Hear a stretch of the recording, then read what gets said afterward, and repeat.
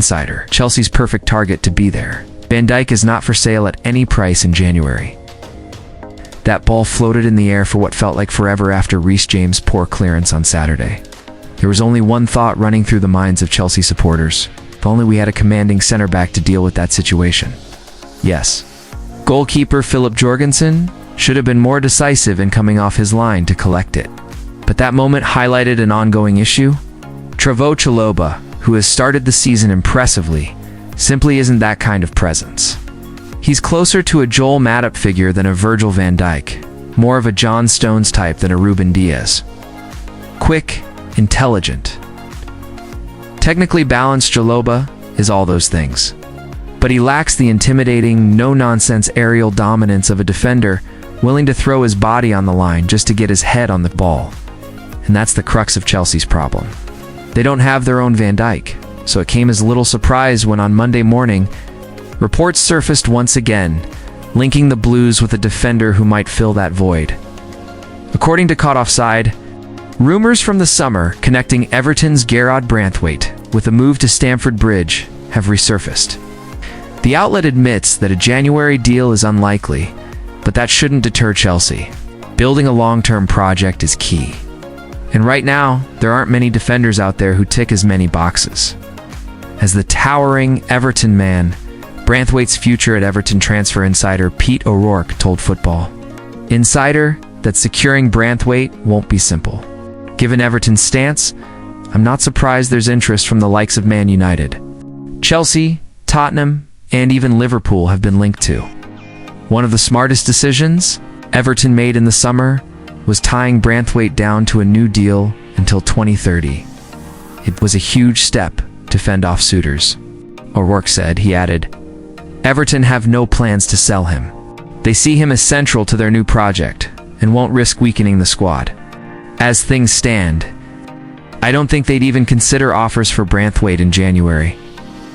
A Liverpool loanee faces tough love at Villa while Chelsea weigh their defensive options. Another Premier League storyline is unfolding elsewhere. Some Liverpool players who left Anfield on loan this season are being given opportunities to shine, but not everyone has made the desired impact. Jurgen Klopp's side have started the campaign in flying form. The only team to win all 5 of their opening league games. That success comes not only from excellent performances on the pitch, but also from shrewd decisions off it.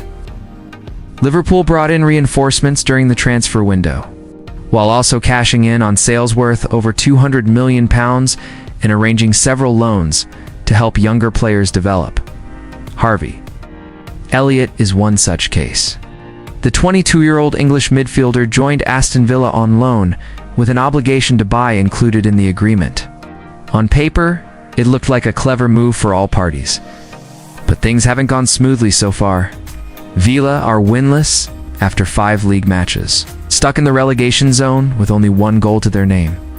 Elliott was expected to provide creativity and attacking spark, but despite scoring in the Carabao Cup, he hasn't yet started a Premier League match under Unai Emery, after Villa's 1-1 draw with Sunderland. Emery offered a blunt assessment of his new signing. Harvey had one good chance to score, but he needs to understand our identity better, the manager told Tokes Porte. He has to make more passes before trying the final ball or assist. This is something he has to learn. Was Liverpool right to let Elliott leave? There's no questioning Elliott's talent. But regular game time was essential for his growth, and Liverpool couldn't guarantee that this season. The deal they struck with Villa could prove very smart in the long run. Liverpool stand to receive £35 million once Elliott reaches a set number of appearances. On top of that, the contract contains both a salon and a buyback clause, giving the Reds future flexibility should the midfielder flourish. For now, though, Elliott must adapt quickly if he wants to turn his Villa spell into the career-launching opportunity he hoped.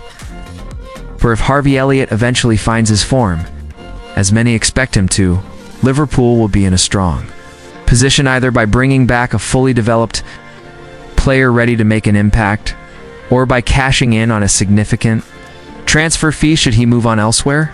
Roy Keane highlights difference between Arnslot and Mikel Arteta. Liverpool tightened their grip at the top of the Premier league table after Arsenal were held to a 1-1 draw against Manchester City on Sunday, when the Reds hosted Everton in the Merseyside derby.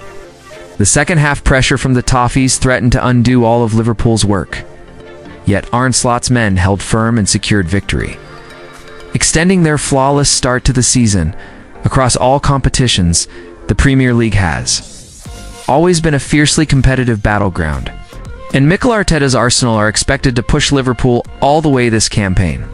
But that draw against Pep Guardiola's side has already given the Reds a 5-point advantage heading into the international break. Former Manchester United captain Roy Keane has been one of Slot's most vocal admirers this season, praising the Dutch manager for his fearless approach. Slot's fearless approach versus Arteta's cautious handbrake speaking. On Sky Sports, the panel discussed Arsenal's title chances. Jamie Carragher noted that Arteta still seemed to have the handbrake on his team.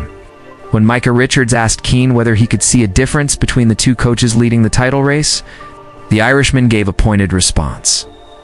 "Well, I think Slot just goes out to win games," Keane explained. He's not scared of conceding chances or goals because he believes in his team's ability to score more. That might make some fans nervous because naturally, you want to see your team solid at the back. But football is also about entertainment. It's a completely different mindset. That bold mentality has been one of Slot's trademarks since he arrived at Anfield. Rather than shutting up shop, he continues to chase wins and play attacking football even when protecting a lead. Of course, there may be moments where Slot needs to balance his philosophy with game management, but Keane's point stands. The Dutchman has brought entertainment and belief back to Liverpool. Why Keane believes Liverpool are difficult to stop. Liverpool's start to the season has been shaped by key early fixtures. Victories over heavyweights like Arsenal and Newcastle have already boosted confidence, while their opening win against Bournemouth proved valuable. Given the Cherries' ability to trouble top teams, beating Burnley early on and coming through the Merseyside derby unscathed also means Slot's side has cleared several tricky hurdles that often trip up title contenders.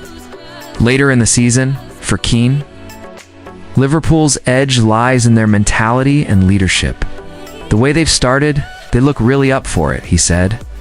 They're digging deep and you just feel like they're always going to score goals even on a bad day. They can still get 2 or 3. Compare that to Arsenal, who still lack that cutting edge and open play. With Liverpool, you've got a manager who looks hungry, focused, doesn't slip up, and communicates so well. They'll be very hard to stop, even more impressively. Liverpool have racked up wins without consistently hitting their top level. That suggests there is still more to come from Slot's side, a prospect that will be worrying for their rivals.